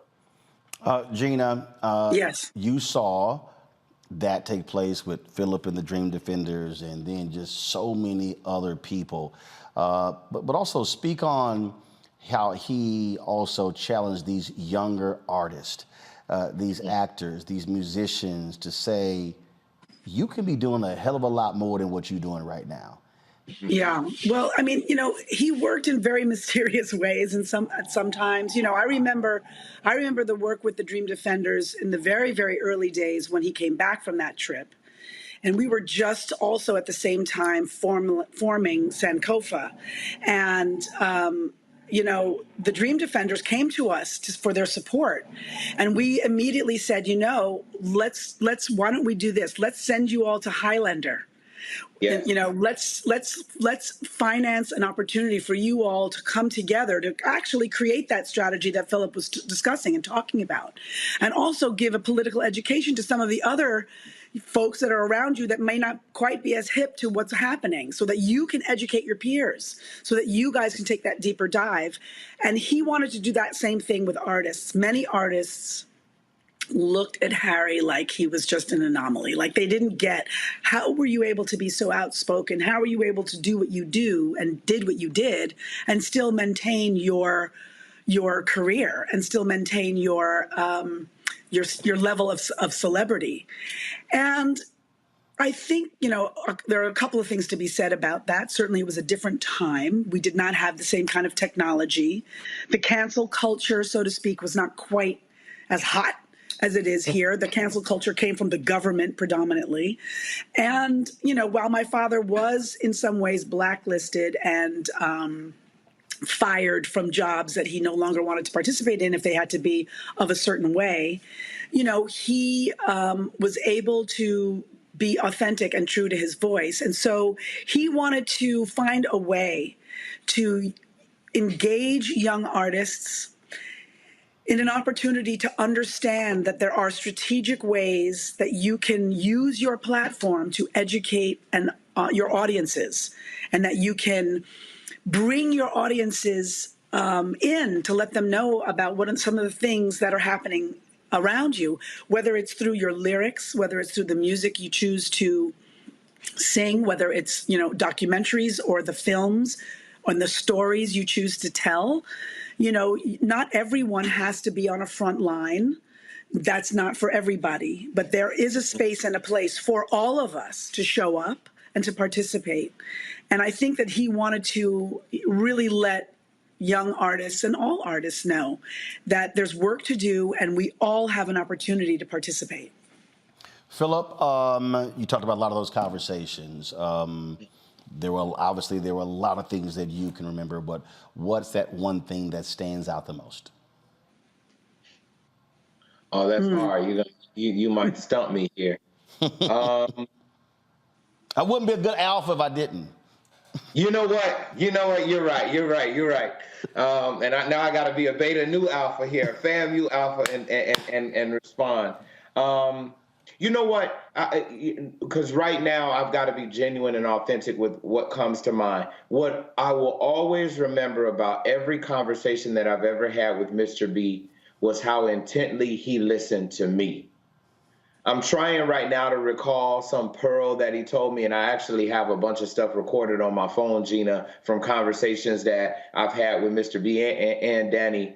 But the biggest thing that will always stick with me was sitting in a room with Mr. B and watching him look me in the eyes and listen to what I had to say intently. He wouldn't, he would lean over, Gina, you know about this, and he would just be listening. And I remember I would get done with a rant and I would get done with saying something that I thought was smart, but really didn't feel quite sure about. And he would always look at, and he would ask the most insightful questions. And he would want to pull more. And he made me know and feel that there was a brilliance inside of me. That's the biggest thing that I will remember. Yeah, there were quotes, him always saying, I'm better than I deserve, and him giving us the quotes from Paul Robeson that artists are the gatekeepers to truth, and, you know, all the different things that at some point almost became repetitive because it was just a part of who he was. But it was how much he listened and how much he really edified the words that each one of us said. And some of us might have been saying some silly stuff. I know I might have been saying some things that weren't the most well-researched and didn't come from a whole wealth of experience, but he listened and he told us that what we had to say meant something and it was worthy. And even if we weren't always precise, we had to say it. It had to be said. And so that's the big thing that I can recall for you that is genuine and authentic, is the biggest thing that will always land on me is I knew when I spoke with Mr. B, he wasn't going to talk the whole time. He was going to require that I spoke up, and he was going to listen, and he was going to respond with the level of insight and questions and interrogation and curiosity that made him who he is and who he was. Frat, I appreciate it, my brother. Philip, thanks a lot. Yes, sir. Thank you very much. Love you, Gina. Love you back, brother. Thank you. Going to our final break. We will come back, conclude our conversation with Gina Belafonte. You're watching Roland Martin Unfiltered on the Black Star Network.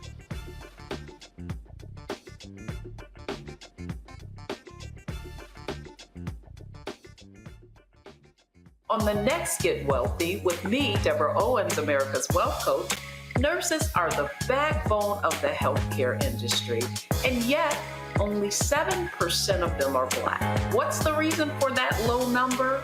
Well, a lack of opportunities and growth in their profession. Joining us on the next Get Wealthy is Needy Bartonillich. She's going to be sharing exactly what nurses need to do and what approach they need to take ownership of their success. So the Black Nurse Collaborative really spawned from a place and a desire to create opportunities to uplift each other, those of us in the profession, to also look and reach back and create pipelines and opportunities for other nurses like us. That's right here on Get Wealthy, only on Black Star Network.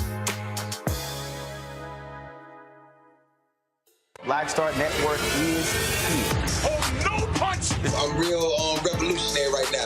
Thank you for being the voice of Black America. All momentum we have now, we have to keep this going. The video looks phenomenal. See, there's a difference between Black Star Network and Black-owned media and something like CNN. You can't be Black-owned media and be scared. It's time to be smart. Bring your eyeballs home. You dig?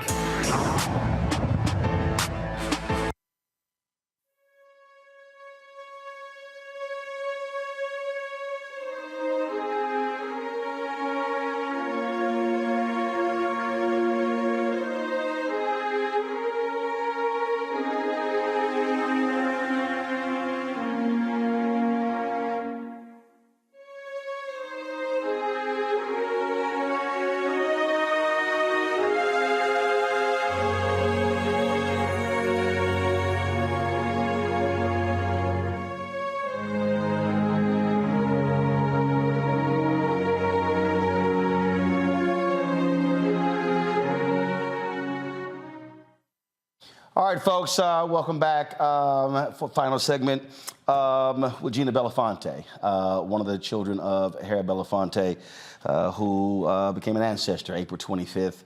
And so, Gina, this is a photo here.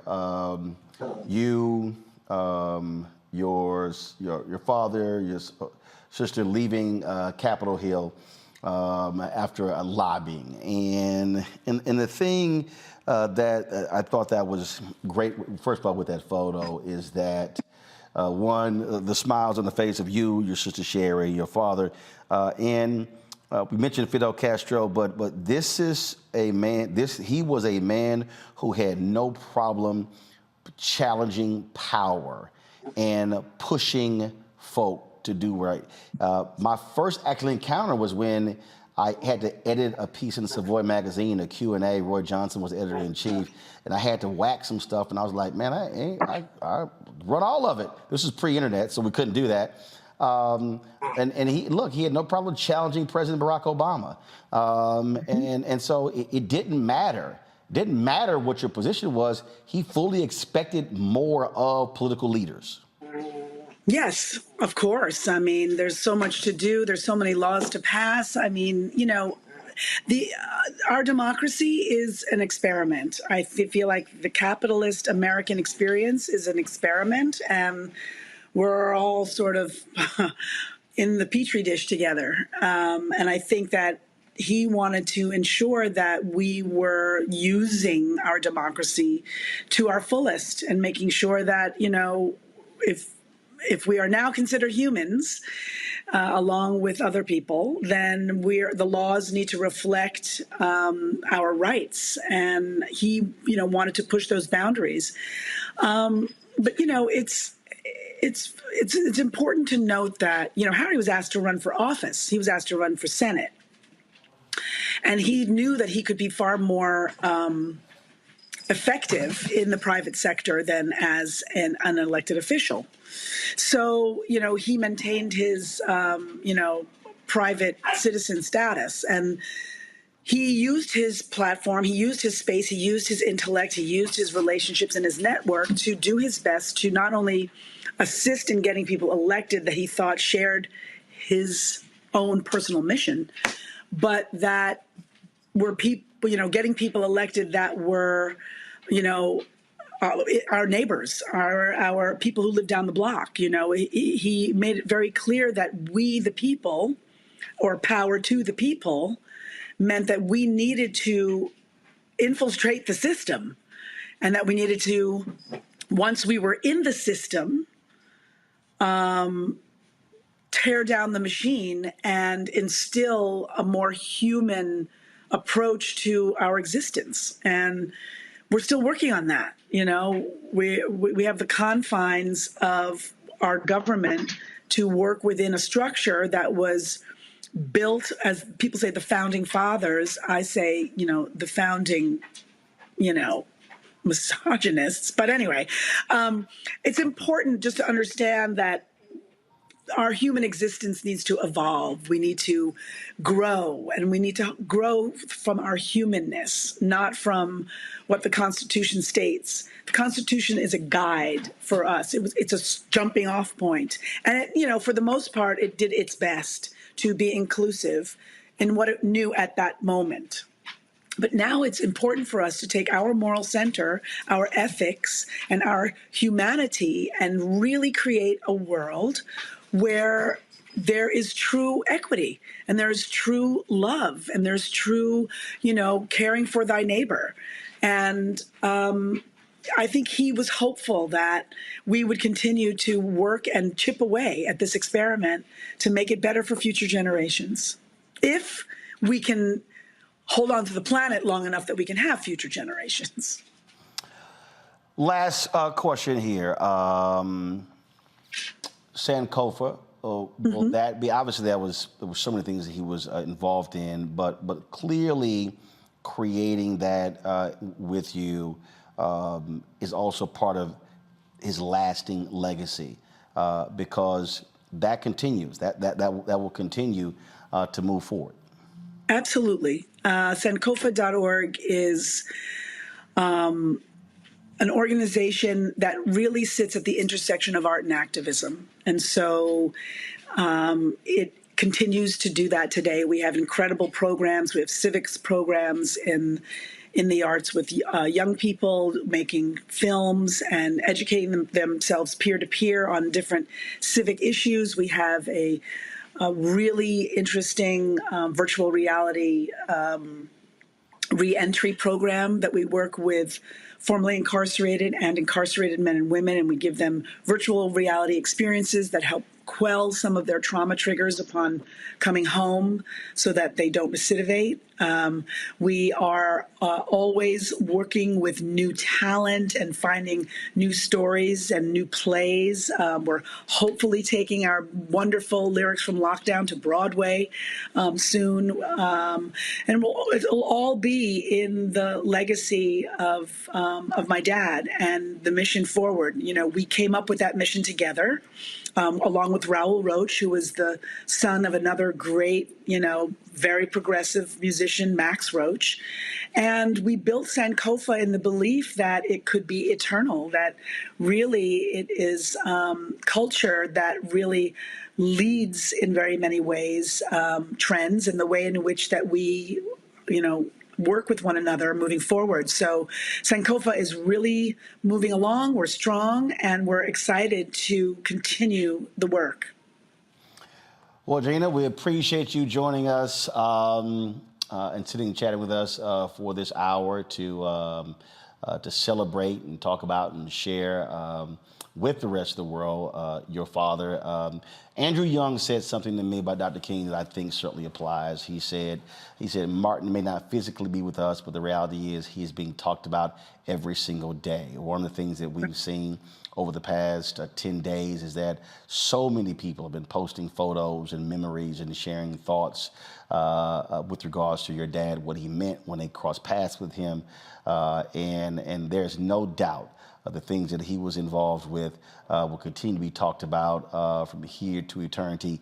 That's what it means to have a life of impact. And it's a whole lot that he did in those 96 years.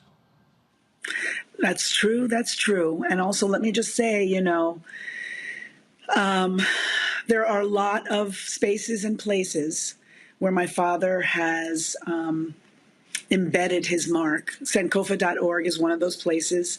The Gathering for Justice certainly is another. My sister has a foundation called the Anir Foundation, which is an incredible foundation. My brother is soon to launch his own personal Belafonte Family Foundation. My other sister, while she doesn't have her own, she does a lot of work with the Lily Claire Foundation.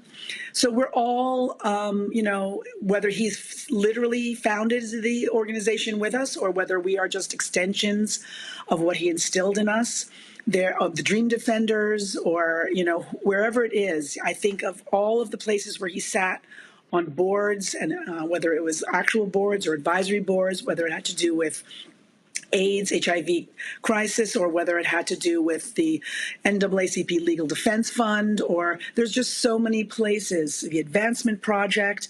You know, he really, really wanted people to know and understand that he supported many different movements for the civil rights movement, many different roads and avenues within the movement itself. He wanted to ensure that people had opportunities and spaces and places where they could choose what was most authentic to them to support, to help continue to raise up, and to be a part of. So my thing is always to encourage other people to get involved and to find something that is authentic to you, to find a way that you can also participate and carry the legacy forward.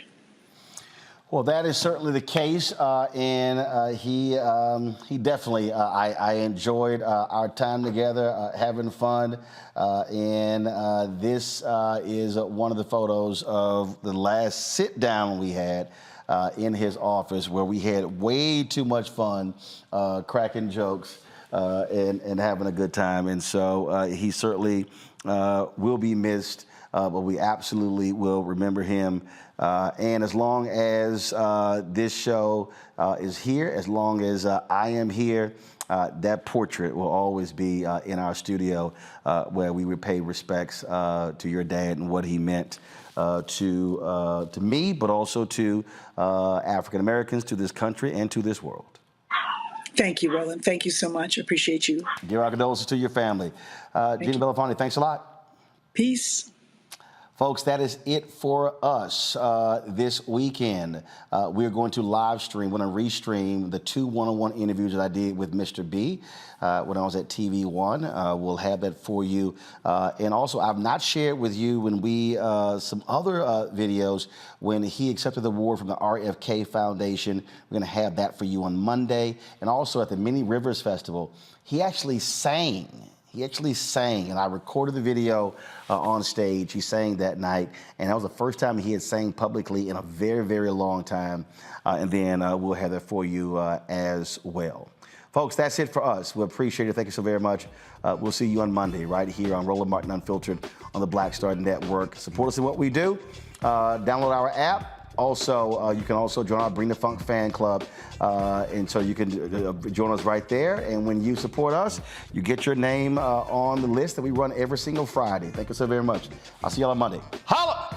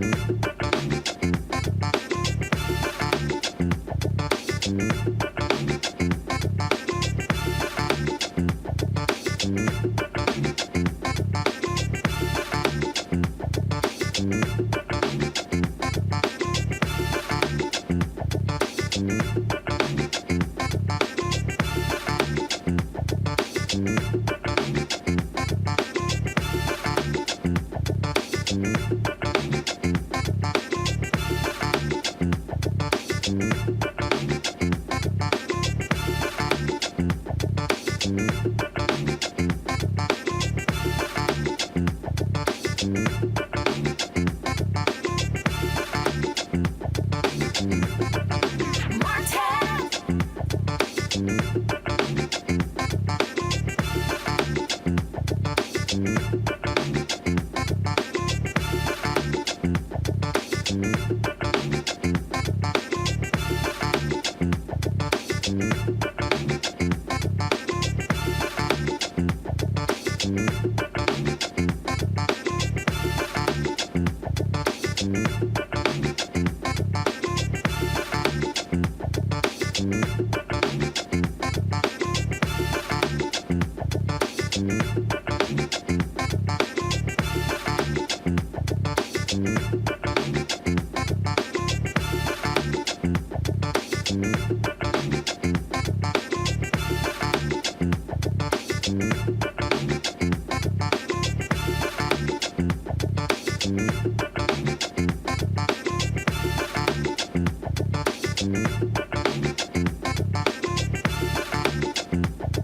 Thank